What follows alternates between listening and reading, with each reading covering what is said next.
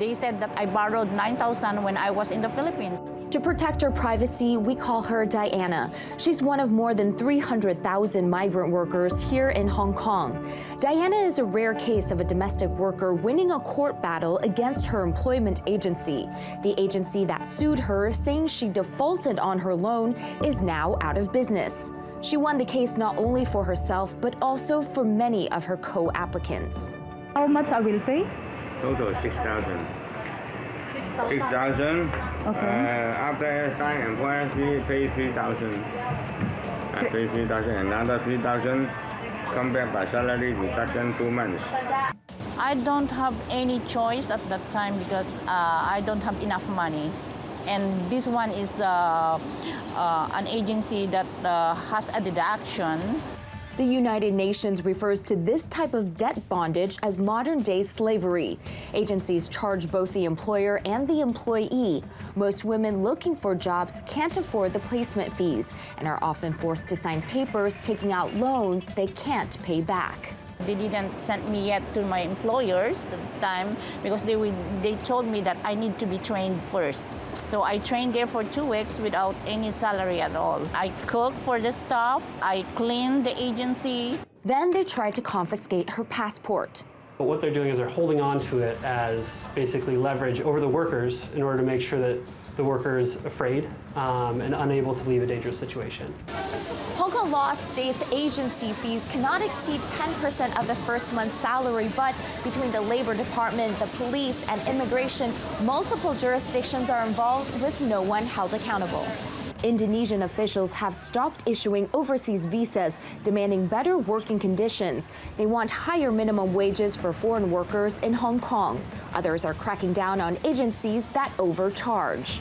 In a place like the Philippines, they've actually had increased enforcement over the last couple of years as far as monitoring the agencies in Manila. Diana has since found another job. She now hopes that with her court victory, other domestic workers like her will have faith in the system and be more willing to fight for their rights. Pamela Ambler, TRT World, Hong Kong. Well, I'm now joined by Claire Hobden from Geneva. She specialises in looking after domestic workers at the International Labour Organization. Claire, thank you so much for joining us on Money Talks this evening. Let me ask you why these agencies are needed and what sort of shenanigans and rip-off tactics they get up to. Well, the agencies are certainly present in some regions more than others. It's not a necessary means of recruitment and placement, but it is certainly a prevalent one in that region. A lot of the agencies come up because domestic workers, well, before they become domestic workers, before they migrate, they're in relatively remote rural communities with relatively low awareness, and they have very little access to information about what safe migration actually looks like. So, in fact, what they are exposed to instead is this vast network of agents that are actually providing them with information and services to help them through what can be quite a cumbersome and lengthy and expensive process of migration. And it's not just the agencies. You also have, once they're there, you have very tough treatment in some cases by the employers.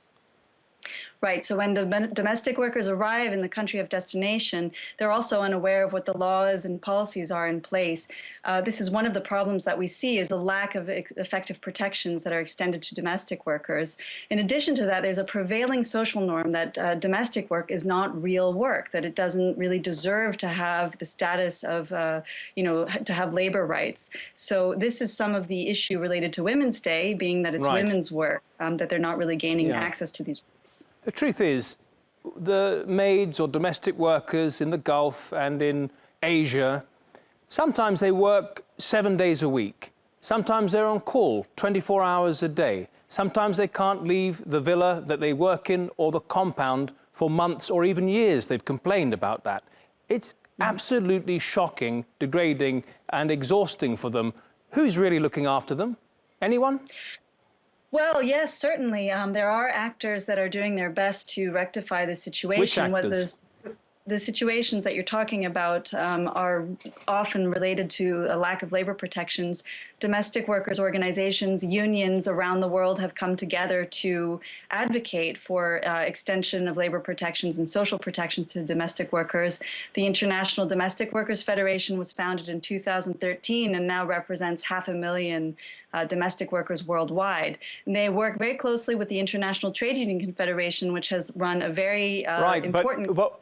Why isn't it effective? Why do we still have so many women complaining about this modern-day slavery? And I'd like to ask you why the countries that provide the labour don't come together and tell the Gulf and tell Asian countries, rich Asian countries, that unless you treat our people better, we're not going to supply you with these women.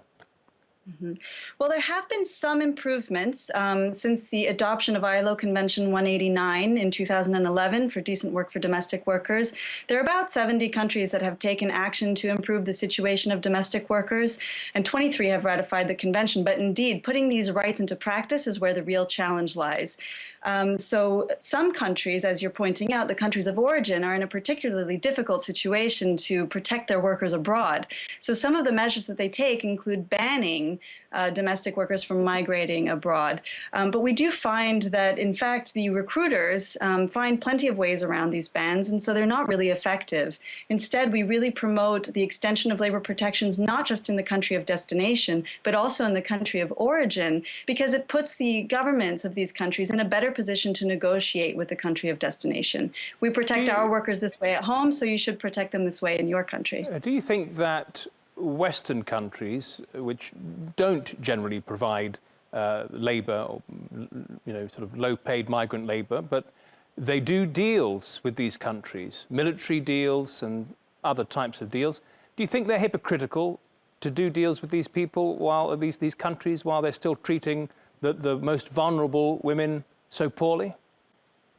Well, I think the ILO typically advocates for what we call integrated policy frameworks. So, of course, if a country, as you're saying, Western countries have policies dealing with the military or trade agreements on one side, they might not be really in line with the policies of that same country when it comes to labor protections. They're completely out of line, aren't they? Yeah. OK, Claire Hobden from the International Labour Organization in Geneva, thank you so much for joining us. Appreciate your expertise. Thank you.